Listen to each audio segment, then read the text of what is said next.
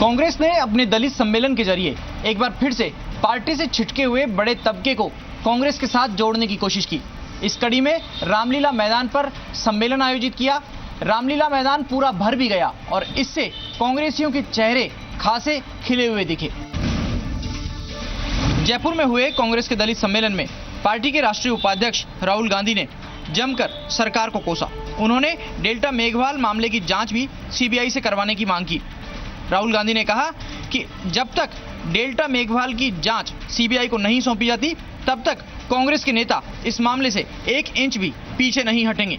राहुल गांधी ने कहा कि जिस लड़की की बनाई हुई पेंटिंग सीएम के दफ्तर में लग सकती है, उसके लिए क्या मुख्यमंत्री 2 मिनट का समय भी नहीं दे सकती। राहुल गांधी ने कहा कि बीजेपी की सोच ही दलित विरोधी है। और मैंने सचिन से कहा है, कांग्रेस पार्टी के भारतीय नेताओं से कहा है, जब तक उस बच्ची को सीबीआई इंक्वायरी नहीं मिलेगी तब तक आप लोग 1 इंच पीछे नहीं हटोगे। प्रदेश में होने वाले विधानसभा चुनाव में 2.5 साल से ज्यादा का वक्त है। ऐसे में दलित सम्मेलन को कांग्रेस चुनाव से जोड़कर नहीं देख रही, लेकिन राजनीतिक विश्लेषकों का मानना है कि अनौपचारिक रूप से ये दलित सम्मेलन कांग्रेस की तरफ से विधानसभा चुनाव की तैयारियों का आगाज ही है।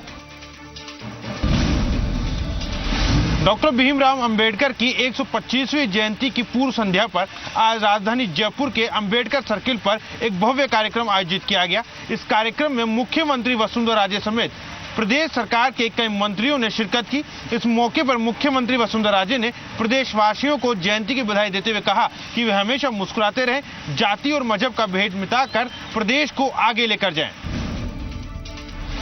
डॉक्टर भीमराव अंबेडकर की 125वीं जयंती की पूर्व संध्या पर आज राजधानी जयपुर में भव्य कार्यक्रम आयोजित किया गया। अंबेडकर सर्किल पर आयोजित इस भव्य कार्यक्रम में मुख्यमंत्री वसुंधरा राजे सहित प्रदेश के कई मंत्रियों ने शिरकत की। इस मौके पर मुख्यमंत्री वसुंधरा राजे ने पद्मश्री से सम्मानित कालबेलिया डांसर गुलाबो को सम्मानित किया।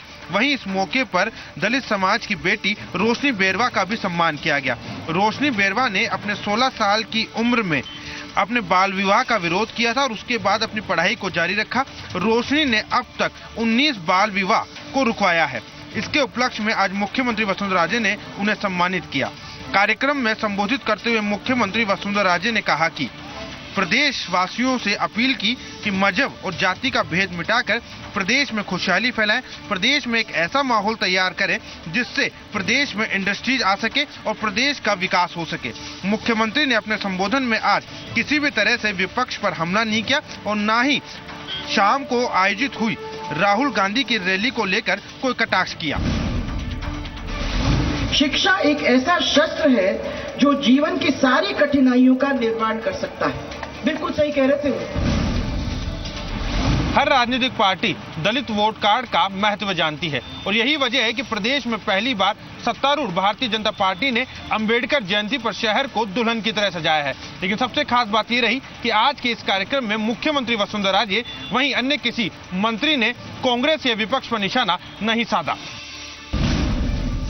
डेल्टा मेघवाल के मुद्दे ने प्रदेश और देश की राजनीति को बदल कर रख दिया। इसी का उदाहरण है बाड़मेर का एक गांव तिरमोई। इन दिनों सियासत का पड़ाव बनता जा रहा है।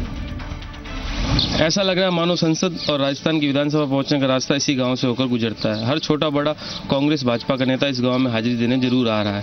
कांग्रेस उपाध्यक्ष राहुल गांधी ने बीकानेर जिले के नोखा कस्बे में स्थित एक शिक्षण संस्था में पिछले दिनों संदिग्ध परिस्थितियों में मृत पाई गई दलित छात्रा के परिजनों से आज उनके गाँव तिरमोई में मुलाकात कर उन्हें ढांढस बंधाया और मुख्यमंत्री तथा प्रशासन से मांग की कि पीड़िता की मदद करें। राहुल ने यह भी कहा कि राजनीति का मुद्दा नहीं है। राहुल ने कहा कि मुख्यमंत्री वसुंधरा राजे और प्रशासन को पीड़ित परिवार की मदद करनी चाहिए और उन्होंने कहा कि मृत छात्रा के बारे में जो मुख्यमंत्री ने कहा वो उन्हें शोभा नहीं देता। बीजेपी बाबा साहब अम्बेडकर की जयंती मनाए, वो पूरा श्रेय ले, लेकिन मृत छात्रा को न्याय दिलाए। राजनीति का मुद्दा नहीं है। मृत छात्रा हिंदुस्तान की बेटी थी और उसके परिजनों को न्याय मिलना चाहिए। गौरतलब है कि 29 मार्च को 17 वर्षीय दलित छात्रा बीकानेर के नोखा के एक शिक्षण संस्थान में पानी की टंकी में मृत पाई गई। उसके पिता का आरोप है संस्था के शारीरिक शिक्षक ने उसके साथ बलात्कार किया और उसकी हत्या कर दी। इस पूरे मामले की सीबीआई जांच हो। राजस्थान में विधानसभा लोकसभा में करारी हार के बाद कांग्रेस अपनी खोई राजनीतिक जमीन तलाशने के लिए अभी से दलित वोट बैंक में सेंध लगाना शुरू कर दिया है। श्रीगंगानगर की साधुवली छावनी में सीबीआई की छापेमारी, सेना के 5 अफसर किए ट्रैप। बिल भुगतान के एवज में मांगी थी रिश्वत। सीबीआई ने बड़ी कार्रवाई करते हुए श्रीगंगानगर से सेना के 4 अधिकारियों और 1 क्लर्क को रिश्वत लेते रंगे हाथों गिरफ्तार किया है। उनके पास से रिश्वत की 60,000 रुपए की रकम भी बरामद कर ली गई है। इस कार्रवाई के लिए सीबीआई की टीम 4 दिनों तक श्रीगंगानगर में जमी रही, फिर रिश्वत की डिमांड की रिकॉर्डिंग की और तब जाकर रिश्वतखोरों को रंगे हाथों दबोचा। रिश्वत की रकम एक ठेकेदार का 17 लाख रुपए का बिल पास करने के लिए मांगी गई थी। ठेकेदार ने इसकी शिकायत सीबीआई के जोधपुर ऑफिस में की थी। छापेमारी में सीबीआई ने कई अहम कागजात भी जब्त किए हैं। रिश्वतखोरी का ये मामला साधु अली सैन्य छावनी के MES दफ्तर का है। मैंने पिछले 1 साल से इनसे 17 से 18 लाख रुपया जो कि मैंने वर्क 1 साल पहले कर दिया है उसकी पेमेंट लेनी थी, लेकिन इन्होंने पहले भुगतान किया था, जो मैंने वर्क किया हुआ था, वो कहते कि पहले जो हमने पेमेंट की है आपके वर्क की उसकी हमें पेमेंट दी जाए, जो कि इनके कमीशन परसेंटेज के हिसाब से है। सीबीआई की कार्रवाई से सेना के अधिकारी हैरान हैं। पहले तो उन्हें यह समझ में नहीं आया कि आखिर सीबीआई इतने सुरक्षित इलाके में दाखिल कैसे हुई। इस बात को लेकर सीबीआई अधिकारियों से उनकी तल्ख बहस भी हुई, लेकिन बाद में मामला शांत हो गया। प्रदेश में जल्द भरे जाएंगे रिक्त पड़े लाइब्रेरियन के 550 पद। वहीं बीपीएल कार्ड की अनिवार्यता पर बोले शिक्षा मंत्री, कहा इससे लगेगी फर्जीवाड़े पर लगाम। प्रदेश के शिक्षा राज्य मंत्री वासुदेव देवनानी के मुताबिक प्रदेश के सरकारी स्कूलों में लाइब्रेरियन के पद बड़ी संख्या में खाली हैं और इसकी सबसे बड़ी वजह पिछले कई वर्षों से इन पदों पर भर्ती नहीं होना है। खाली पड़े पदों को देखते हुए मुख्यमंत्री वसुंधरा राजे की सहमति के बाद अब सरकार लाइब्रेरियन के 550 पदों पर भर्ती को सहमति दे दी है। यह नियुक्तियां अगले शिक्षा सत्र से पहले कर ली जाएंगी। वहीं आरटीई के तहत निजी स्कूल में होने वाले 25% प्रवेश के लिए बीपीएल कार्ड की अनिवार्यता को लेकर शिक्षा राज्य मंत्री वासुदेव देवनानी ने बयान दिया है। देवनानी का कहना है कि शिक्षा के अधिकार कानून के नियमों की शिथिलता के चलते इस कानून का लाभ वास्तव में वंचित को नहीं मिल पा रहा था। लगातार आ रही फर्जीवाड़े की शिकायतों के बाद ही इन नियमों को बदला गया है।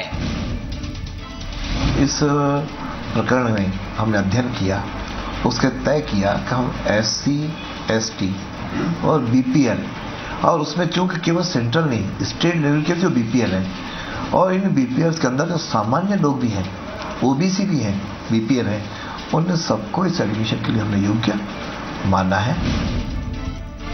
प्रदेश के शिक्षा मंत्री वासुदेव देवनानी ने दावा किया है कि प्रदेश के सरकारी स्कूलों को इस लायक बनाया जाएगा कि लोग निजी स्कूलों के स्थान पर सरकारी स्कूलों में एडमिशन की कोशिशें करेंगे। प्रदेश में एक बार फिर से खुली महिला सशक्तिकरण की पोल। टोंक में सरपंच ने संसदीय सचिव के जन सुनवाई दरबार में रो रो कर सुनाई पीड़ा। ससुर पर लगाया ग्राम पंचायत के कामकाज में जबरन फर्जीवाड़े करने का आरोप। टोंक का जिला कलेक्ट्रेट सभागार में सजा था संसदीय सचिव जितेंद्र गोठवाल का जन सुनवाई दरबार। जिले के कोने कोने से फरियादी अपनी पीड़ा लेकर पहुंचे। संसदीय सचिव जितेंद्र गोठवाल के सामने हाथ जोड़कर आंखों से बहते आंसू, लड़खड़ाती जुबान। दिखने में भले यह महिला साधारण महिला दिख रही हो, लेकिन सच यह है कि रीना नाम की यह महिला खुद एक जनप्रतिनिधि है। जिले की नानेर ग्राम पंचायत की सरपंच है। ना चाहते हुए भी इसके चाचा ससुर ने सरपंच का चुनाव लड़वा दिया। जब यह जीती तो 4 दीवारी में ही फिर से कैद कर दिया और पंचायत के सारे कामकाज की डोर चाचा ससुर ने खुद हाथ संभाल ली। कहीं चेक पर फर्जी हस्ताक्षर किए तो कई सरकारी कागजों पर भी चाचा ससुर ने फर्जी हस्ताक्षर किए। सरपंच रीना लगातार बढ़ते फर्जीवाड़े से आहत होकर कानूनी कार्रवाई का डर सताया तो पहुंच गई संसदीय सचिव के दरबार में। मतलब यही है कि भाई मुझे साइन करवा के और कुछ बताते नहीं है, खुद ही करते हैं जो भी काम करते हैं। मेरे चाचा ससुर है जो खुद ही करते हैं। आखिर क्यों, कैसे, कब से परेशान कर रहे हैं आप? जब से जीती हूँ, जब से ही। टोंक विधायक अजीत सिंह मेहता ने भी सरपंच की पीड़ा पर कार्रवाई की मांग उठाई तो संसदीय सचिव ने कलेक्टर और एसपी को अगले 12 घंटे में सख्त कार्रवाई करने के निर्देश दे दिए। जयपुर में आज दूसरे दिन भी हिंगोनिया गौशाला के 250 अस्थायी कर्मचारी हड़ताल पर रहे, लेकिन जी मीडिया ने दिखाया कि कैसे इस हड़ताल का रुख बदला जाता है और क्या होता है इस हड़ताल का असली सच। हिंगोनिया गौशाला में काम करने वाले अस्थायी कर्मचारी आज लगातार दूसरे दिन भी स्ट्राइक पर रहे। इन लोगों का सार्वजनिक रूप से तो ये कहना था कि 1.5 महीना हो गया उन्हें तनख्वाह नहीं मिली, इसलिए उन्होंने ये हड़ताल की है। इस तरह की हड़ताल की बात हिंगोनिया में भी पहले भी आपने सुनी होगी और निगम मुख्यालय, फायर ब्रिगेड समेत दूसरी जगह भी ये लोग हड़ताल समय समय पर करते हैं। लेकिन इन तमाम हड़तालों की सच्चाई जी मीडिया के हाथ लगी है। इस दौरान ये लोग स्ट्राइक पर गए और इस स्ट्राइक को वापस लेने के लिए निगम अधिकारी इनकी समझाइश कर रहे थे। उस वक्त का एक ऑडियो हमारे पास आया है। इस रिकॉर्डिंग में अस्थायी कर्मचारी साफ कह रहे हैं कि जो पेमेंट दे रहा है वही स्ट्राइक करने को कह रहा है, जिसका साफ मतलब ये है कि ठेकेदार इन्हें खुद स्ट्राइक करने के लिए उकसाता है। इस कॉल रिकॉर्डिंग की पुष्टि और सच्चाई पर मोहर खुद गौशाला चेयरमैन भगवत सिंह देवल ने लगाई। जो बीट ठेकेदार है नगर निगम के अंदर, उसका आदमी जो गौशाला में काम देखता है, चांद कुरैशी नाम का, उस आदमी ने खुद बीट को काम करने से मना किया कि तुम काम करोगे तो तुम्हें पेमेंट नहीं मिलेगा, काम नहीं करोगे तो ही पेमेंट मिलेगा। इस कॉल रिकॉर्डिंग से एक बात साफ हो गई है कि ठेकेदार अपना भुगतान पाने के लिए और अपना पैसे लपाने के लिए किसी भी हद तक गिरने को तैयार है और यहाँ तक भी करने को तैयार है कि चाहे गाय भूखी मरे, लोग तरसते रहें, लेकिन उनको उनका पेमेंट किसी भी कीमत पर मिलना चाहिए। प्रदेश बीजेपी में आज मंत्री दरबार के जरिए कार्यकर्ताओं की सुनी गई समस्या और मंत्रियों ने किया उसका हाथों हाथ समाधान। प्रदेश बीजेपी में आज भी मंत्री दरबार के जरिए कार्यकर्ताओं की समस्या सुनी गई और मंत्रियों ने उसका हाथों हाथ समाधान भी किया। प्रदेश भाजपा मुख्यालय में लगे मंत्री दरबार के दौरान यूडीएच मंत्री राजपाल सिंह शेखावत ने जयपुर नगर निगम के सांगानेर जोन में कार्यरत डिप्टी कमिश्नर रामकांत अग्रवाल को एपीओ करने के आदेश दिए। डिप्टी कमिश्नर की शिकायतें यूडीएच मिनिस्टर को मिली थी। खास तौर पर आम जनता से जुड़े कामों को जानबूझकर लेट करना और दफ्तर में से गायब रहने की शिकायतें गंभीर थी। वहीं जन सुनवाई के दौरान आज यूडीएच से जुड़ी कई समस्याएं दर्ज की गई, जिनमें अतिक्रमण से जुड़ी समस्याओं की संख्या ज्यादा रही। मंत्री दरबार में आज उद्योग मंत्री गजेंद्र खीमसर और यूडीएच मंत्री राजपाल सिंह शेखावत ने कार्यकर्ताओं की फरियाद सुनी। गर्मी के मौसम में अब गांव व ढाणियों के लोगों को पानी के लिए नहीं होना होगा परेशान। इसके लिए जलदाय विभाग ने अपनी तैयारियां की पूरी। अमूमन गर्मी का मौसम शुरू होते ही लोगों को पानी की कमी से दो हाथ होना पड़ता है, लेकिन लगता है कि इस बार लोगों को इस समस्या से नहीं जूझना पड़ेगा। जलदाय विभाग की ओर से इस समस्या से निजात दिलाने के लिए और गर्मी के मौसम में शुद्ध पेयजल उपलब्ध कराने के लिए कंटीजेंसी प्लान तैयार कर लिया गया है। फिलहाल करीब 108 गाँवों और ढाणियों में टैंकरों के माध्यम से जलापूर्ति की जा रही है। वहीं आगामी महीनों में 13,977 गाँव ढाणियों में शुद्ध जल पहुंचाने की योजना बनाई गई है। पिछले साल करीब 7,000 गाँवों तक ही टैंकरों के माध्यम से जलापूर्ति की गई थी, लेकिन इस बार एक बड़े स्तर पर करीब 14,000 गाँवों में पानी की सप्लाई होगी। इसी तरह 7 शहरों में टैंकरों के जरिए पानी पहुंचाया जाएगा, तो वहीं पीक सीजन में 89 शहरों में जलापूर्ति की जाएगी। जलदाय मंत्री किरण माहेश्वरी ने बताया कि इस सीजन में गाँवों में टैंकरों द्वारा जलापूर्ति के लिए 16 करोड़ रुपए, तो वहीं शहरी क्षेत्रों के लिए 18 करोड़ रुपए की राशि खर्च की जाएगी। जलदाय विभाग की ओर से 1 अप्रैल से जहां 40वां हैंडपंप रिपेयरिंग अभियान शुरू कर दिया गया है, वहीं अब लोगों को पानी की समस्या से दो हाथ नहीं होना पड़ेगा। कोटा के लिहाज से अच्छी खबर, कोटा में अगले कुछ ही महीनों में शुरू हो सकती है हवाई सेवा। केंद्रीय विमानन राज्य मंत्री डॉक्टर महेश शर्मा की अध्यक्षता में हुई बैठक में लिया गया है फैसला। आज दिल्ली में केंद्रीय विमानन राज्य मंत्री डॉक्टर महेश शर्मा ने मंत्रालय में बैठक बुलाई। नागर विमानन मंत्रालय और राजस्थान सरकार के संबंधित अधिकारियों से हवाई सेवाओं को शुरू करने में आ रही समस्याओं पर विस्तार से चर्चा किया गया। उन्होंने जल्द ही कोटा हवाई अड्डे के विकास करने, कोटा में नियमित हवाई सेवा शुरू करने का आश्वासन दिया। केंद्र सरकार जल्द ही देश में हवाई सेवाओं से संबंधित नीति लागू करने वाली है। इसमें अंतर्राज्यीय हवाई सेवाओं के विकास पर जोर दिया जाएगा तथा विभिन्न राज्यों में ऐसे शहर जहां हवाई सेवाओं की शुरुआत की जाएगी, उन शहरों में हवाई टिकटों में केंद्र की 80% और राज्य की 20% की साझेदारी से सब्सिडी दिया जाना प्रस्तावित है। नागर विमानन सचिव ने भी कोटा में हवाई सेवाओं को शुरू करने की सहमति जताई है। सांसद ओम बिरला ने कहा है कि कोटा देश में औद्योगिक शैक्षणिक नगरी के रूप में पहचान रखता है तथा यहाँ पर्यटन की भी अपार संभावनाएं हैं।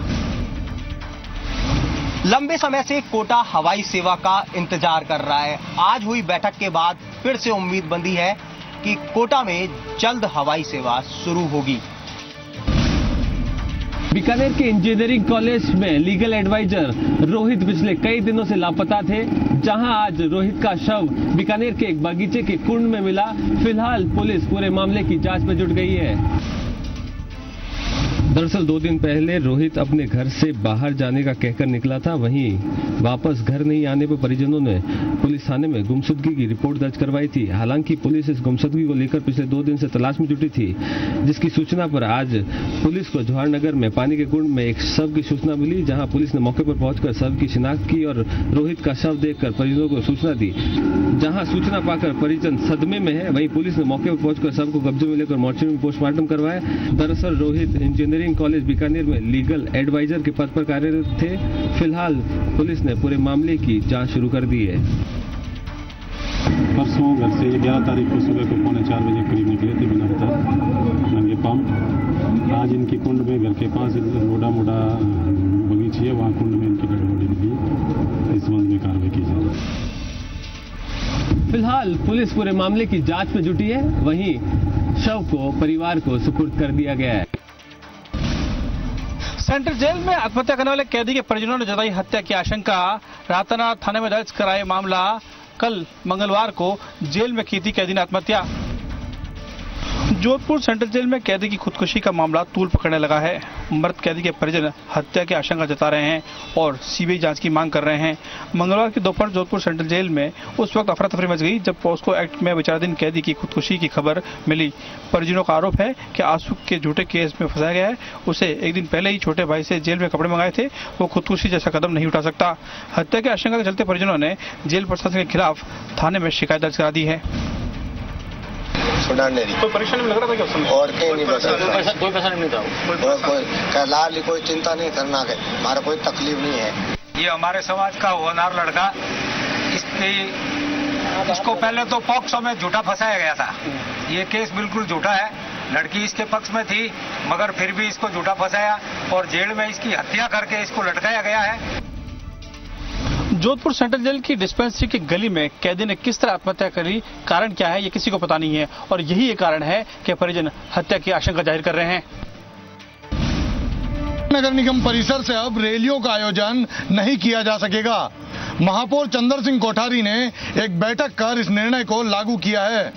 निगम परिसर से रैलियां निकालने के लिए अब पहले स्वीकृति लेनी होगी। उदयपुर के महापौर चंद्र सिंह कोठारी ने निगम से शुरू होने वाली रैलियों पर प्रतिबंध लगाने के लिए स्वीकृति लेने की बाध्यता शुरू कर दी है। दरअसल अब तक किसी भी तरह के विरोध के लिए प्रदर्शनकारी रैली की शुरुआत नगर निगम प्रांगण से ही करते थे। ऐसे में निगम में आने वाले शहरवासी और निगम कर्मचारियों के काम प्रभावित होते थे। नगर निगम परिसर में खाली पड़ी जगह को विभिन्न आयोजनों के लिए किराए पर उपलब्ध कराया जाता है, लेकिन प्रदर्शनकारी लोग इस जगह का उपयोग आए दिन करते हैं और यहाँ से रैली की शुरुआत कर पूरे शहर में घूमते हैं। अब निगम ने बैठक आयोजित कर इन रैलियों के निगम परिसर से रवाना होने पर रोक लगाने का निर्णय लिया है। नगर निगम में लगभग प्रति माह कोई रैली निकलती है, जुलूस निकलता है और अभी तक ये था कि हमें खुद ही पता नहीं होता था कि कौन कब आ जाएगा और कब शुरू होकर निकल के चला जाएगा। आखिर नगर निगम का अपना प्राइवेट प्रेमिसेज ये है। नगर निगम महापौर चंद्र सिंह कोठारी ने साफ किया कि अब नगर निगम परिसर को रैलियों और प्रदर्शन के लिए स्वीकृति के बाद ही उपयोग में लिया जा सकेगा।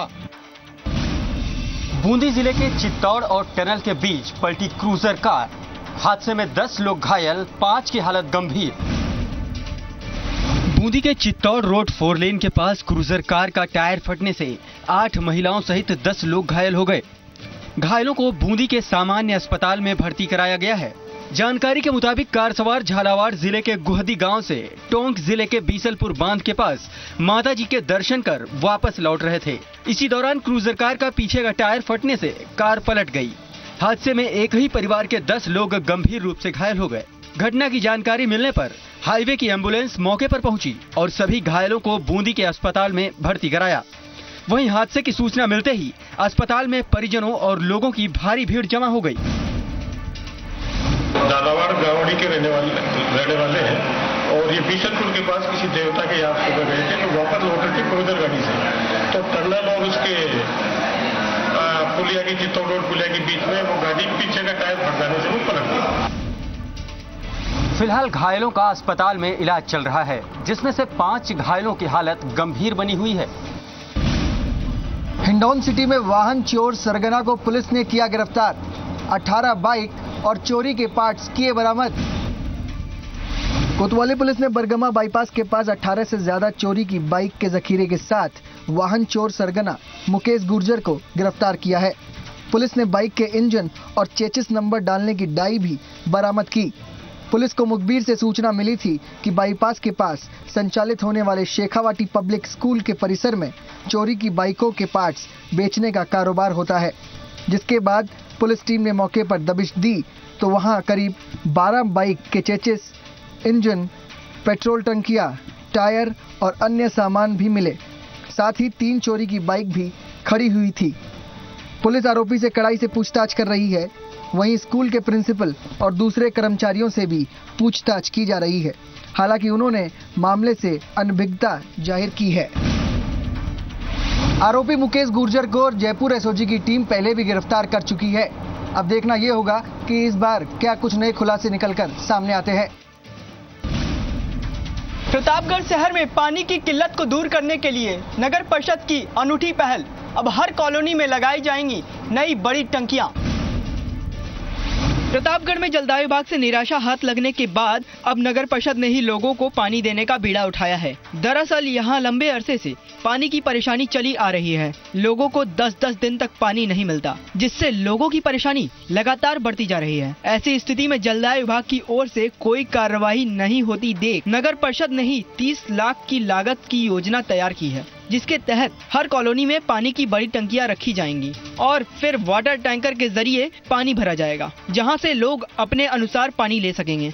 इसके लिए टेंडर भी शुरू हो गए हैं। इस योजना के तहत सबसे पहले उन कॉलोनियों में टंकियां बनाई जाएंगी जो सूखाग्रस्त हैं। नगर परिषद की माने तो कम बजट के बावजूद ये योजना लोगों की प्यास जरूर बुझाएगी। अभी वर्तमान में जो नगर परिषद प्रतापगढ़ क्षेत्र के अंदर जो पानी की समस्या गर्मी को देखते हुए है, उसमें नगर परिषद द्वारा अलग अलग वार्डों में पानी की टंकियां स्थापित की जाकर टैंकर द्वारा पानी भर के और पब्लिक को राहत प्रदान करेगी। प्रतापगढ़ में पानी के लिए पहले भी कई बार आंदोलन हुए हैं। महिलाओं ने जलदाय विभाग में जाकर मटके भी फोड़े हैं, लेकिन जलदाय विभाग ने उन समस्याओं का समाधान नहीं किया। ऐसे में नगर परिषद की ये कवायद एक उम्मीद की किरण बन बैठी है। कोटा की रामगंज मंडी की कृषि उपज मंडी के लिए कल का दिन ऐतिहासिक होगा। देश भर में प्रधानमंत्री नरेंद्र मोदी कल कृषि बाजार NAM का शुभारंभ करने वाले हैं। प्रदेश में एकमात्र कोटा की रामगंज मंडी कृषि उपज मंडी का चयन किया गया है। दिल्ली में प्रधानमंत्री नरेंद्र मोदी कल NAM का शुभारंभ करेंगे। प्रदेश स्तरीय समारोह कोटा की रामगंज मंडी के कृषि परिसर में होना है। पहले मोदी यहां कृषि मंत्री किसानों से वीडियो कॉन्फ्रेंसिंग के माध्यम से सीधा संवाद करने वाले थे, लेकिन तकनीकी कारणों से इसे अभी स्थगित कर दिया गया है। किसान और कृषि को और सशक्त बनाने के लिए राष्ट्रीय कृषि बाजार के माध्यम से किसानों को ई-ऑक्शन प्लेटफॉर्म उपलब्ध करवाया जाएगा। कृषि सहकारिता और कृषक कल्याण मंत्रालय की ओर से राष्ट्रीय कृषि बाजार में पहले चरण में देश के 8 राज्यों की 21 मंडियों को जोड़ा गया है, जहां पर 22 प्रकार की जिंसों की ई-प्लेटफॉर्म से नीलामी की जाएगी। पहले प्रधानमंत्री नरेंद्र मोदी वीडियो कॉन्फ्रेंसिंग के जरिए किसान और कृषि मंत्री से सीधा संवाद करने वाले थे, लेकिन तकनीकी खामी की वजह से उस कार्यक्रम को रद्द कर दिया गया है। झालावाड़ के स्कूल में 5 पेपर आउट होने का मामला। प्रारंभिक जांच के बाद परीक्षा प्रभारी और चतुर्थ श्रेणी कर्मचारी को किया निलंबित। झालावाड़ के राजकीय उच्च माध्यमिक विद्यालय गंगधार में सोमवार को 5 विषय के पेपर आउट होने के मामले में कार्रवाई हुई है। शिक्षा विभाग ने प्रारंभिक जांच में परीक्षा प्रभारी विमला कालरा और चतुर्थ श्रेणी कर्मचारी नंदलाल मेघवाल को निलंबित कर दिया है। साथ ही प्रिंसिपल की जांच रिपोर्ट तैयार कर बीकानेर कार्रवाई के लिए भेजी गई है। गौरतलब है कि स्कूल में बीते दिन स्कूल की अलमारी से 11वीं के 5 पेपर चोरी हो गए थे, जिसकी जानकारी परीक्षा प्रभारी विमला कालरा ने ही प्रिंसिपल को दी थी। पेपर आउट होने की खबर मिलने के बाद शिक्षा विभाग ने परीक्षा भी स्थगित कर दी थी। हमें लगभग 7:30 बजे सूचना मिली कि यहाँ पे सीनियर सेकेंडरी गंगधार में पेपर आउट हो गए। परीक्षा प्रभारी ने फोन पे गुरुवार को बताया। हमने तत्काल पास के 2 सीनियर सेकेंडरी स्कूल थे, एक तो राजकीय उच्च माध्यमिक विद्यालय मिसरौली और एक राजकीय उच्च माध्यमिक विद्यालय रताईगढ़, वहाँ के दोनों प्रिंसिपल को हमने तत्काल जांच के लिए भेजा। गंगधार सरकारी स्कूल में पेपर चोरी होने के मामले के बाद में एक बार फिर शिक्षा विभाग को सवालों के घेरे में लाकर खड़ा कर दिया है, जिसके बाद विभाग ने एक ही दिन में कार्रवाई करते हुए जांच रिपोर्ट भी तैयार कर ली है।